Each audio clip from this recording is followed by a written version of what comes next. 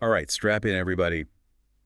Today we're going deep on a story with tons of drama, leadership lessons, and a good bit of ancient intrigue. Oh, yeah. It's about the very first king of Israel, Okay. King Saul, Right? and his big trial by fire moment as a leader. Uh-huh. I'm excited. The Ammonites, led by King Nahash, Oh, yeah. are surrounding the city of Jabesh-gilead. And this is not your typical ancient skirmish.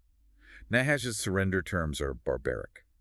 He's demanding that every man in the city have his right eye gouged out. Wow. Yeah.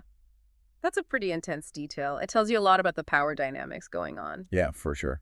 Nahash didn't just want a military win. He wanted to crush their spirits, humiliate them, Right. make them an example of what happens if you defy him. It's like psychological warfare. And the elders of Jabesh-gilead are in a truly desperate situation. They've managed to get a 7-day reprieve to find someone, anyone, to come to their aid. I can't imagine the pressure they must have felt. Yeah, it's hard to even imagine. Makes you really understand how vulnerable those early Israelite settlements were. Oh, yeah. They didn't have a central government or an army. Right. So when a threat like this came up, they were pretty much on their own. Yeah, totally. Yeah. So then enter Saul. Okay. He's out in the fields, just doing his thing, tending his family's oxen. Right. And bam, messengers show up with news of this Ammonite threat. They tell him about the horrific ultimatum. And that's where things take a really epic turn. Yeah. So the biblical account says that the Spirit of God came upon Saul in that moment. Okay. It's described like this almost physical force that fills him with this burning sense of purpose. Oh. He transforms from an ordinary farmer into like Yeah. a vessel of, righteous anger and decisive action. Wow. That's powerful. So how does he respond? His response, let's just say it's not your typical diplomacy. Okay. He takes a yoke of oxen, the Yeah. big animals used for plowing. Yeah. He brutally cuts them up and sends these gory pieces all over the land with this chilling message.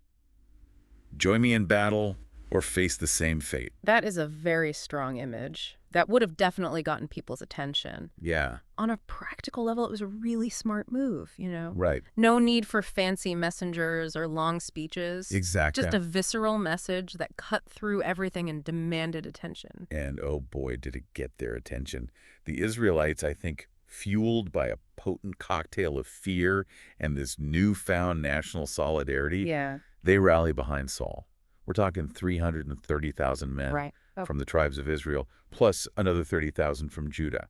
It's the biggest fighting force we've seen assembled in the Bible at this point. It's really incredible. That shows you the power of a leader who can tap into what a group of people are afraid of and what they want. Yeah, for sure. Saul took a bunch of scattered, vulnerable communities and turned them into a unified force ready to take on a powerful enemy. It's pretty remarkable. And what happens next really shows the power of quick, decisive action. Okay. Saul doesn't mess around. Uh-huh. He launches a surprise attack, Oh, wow. catches the Ammonites totally off guard. So what happens? It's a total rout. Wow. The text says they chased the Ammonites until it was super hot out. Oh, wow. Scattered them so much that you wouldn't even find two of them together. It's incredible. Huge victory, Right. which shocked the whole region. For sure. So then what? But here's where it gets really interesting. Okay. After this awesome win, some people start complaining. Really? They want to punish those who doubted Saul at the beginning. You mean like the people who didn't think this shepherd boy could be king? Exactly. Yeah, there were probably a lot of those. It makes sense, though. Oh, yeah. When you've been scared and uncertain, Right. it's natural to want to get even, prove yourself right. So how does Saul react to this? Saul's response is incredible. Yeah. He chooses mercy instead of revenge. He says nobody's going to die that day. That's a powerful moment. It says a lot about him. I think so, too. He doesn't let pride or the need for revenge control him. Yeah. He wants to heal things, make that unity stronger. And he doesn't take all the credit either. Okay. He publicly says the victory is thanks to God, Right. acknowledges a power greater than himself. That's so important. It really is. That mix of strength and humility, Yeah, that's what makes him a good leader. totally agree. Okay, so what happens next? What do they do after this turning point? Well, the threat's gone for now. Okay. So the prophet Samuel leads everyone to Gilgal, a really significant place in their history. Okay. That's where they officially renew Saul's kingship. Wow. A big ceremony to solidify his authority. Uh-huh. It starts a new era for Israel. I could just picture it. Right. This massive crowd Yeah. feeling so relieved, Oh, yeah. happy, Grateful. probably singing and dancing, right? Totally. It's a moment of true unity for them, Ep- forged in that shared struggle. And that amazing win. Yeah. This wasn't just a military victory, though, right? Now, it was a big turning point for the Israelites. Nah. It meant they were no longer just a bunch of tribes. Right. Now they were one nation. Unified under one king. Exactly. So we've got this exciting story full of action and intrigue and even a bit of divine intervention. Uh-huh. But what's the takeaway for us? What can we learn from this ancient tale? Yeah, that's what I'm wondering. This story is like a masterclass in leadership, Okay. even for us today. I like that. First, it shows us how important courage and quick action are. Especially when things seem impossible. Exactly. Yeah. Saul could have just sat back and waited for someone else, Oh, yeah. but he didn't. Yeah. He saw what needed to be done, and he did it. He acted boldly, decisively. And it wasn't just about being brave by himself, right? No. It was about seeing the power of everyone working together. Exactly. He inspired people to put aside their differences, Yeah. unite for a common cause. And then there's the wisdom of choosing mercy and forgiveness over revenge. Right. Sparing those doubters probably made his leadership even stronger than the victory itself. It's true. It brought people back together, Yeah. set a tone of generosity, Yeah. which is crucial for any leader who wants to build something that lasts. It's almost like he understood that real strength comes from lifting people up, Exactly. not putting them down. And let's not forget the importance of acknowledging something bigger than yourself. Yeah. Saul's humility, admitting God's role in the victory, Right. it reminds us to stay grounded, Yeah. to remember we're not always in control.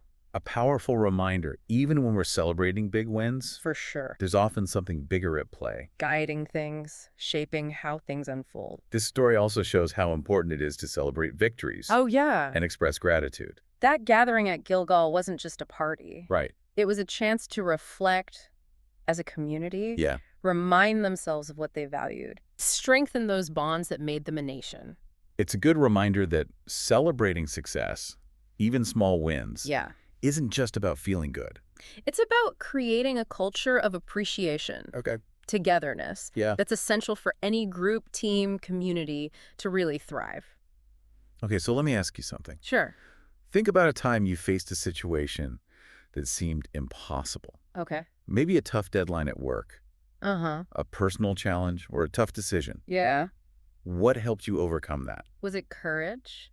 Support from others? Belief in something bigger? Or even just luck? What did you learn from it? How did it change how you approach leadership, Problem solving. dealing with life's ups and downs? It's amazing how this old story, thousands of years old, I know, right? can still speak to us so powerfully today. Totally. It reminds us that even when things are really tough, Yeah. there's always hope, Uh-huh. a chance for amazing things to happen. And that we can all be like Saul in our own way. Yeah. Step up to the challenges we face. With courage. And a strong sense of purpose. Makes you think, about those times when we've had to really dig deep and find that extra courage Yeah. or resilience. It is fascinating how a story from so long ago can still be so relevant to us today. Right. You know, we still deal with the same things. Yeah. Fear, uncertainty, Right. the need for strong leaders. Yeah. That pull between wanting revenge Yeah. and choosing to forgive. And it feels like sometimes we are facing those impossible odds, just like Jabesh-gilead did. Exactly. But Saul's story shows us that even in the darkest times, Yeah. there's always that glimmer of hope, Uh-huh. a chance for someone to step up. Right. Maybe even us, you know? Yeah, I like that. Become the leader we need. It's a powerful message, Yeah. one we can all learn from. Yeah, absolutely.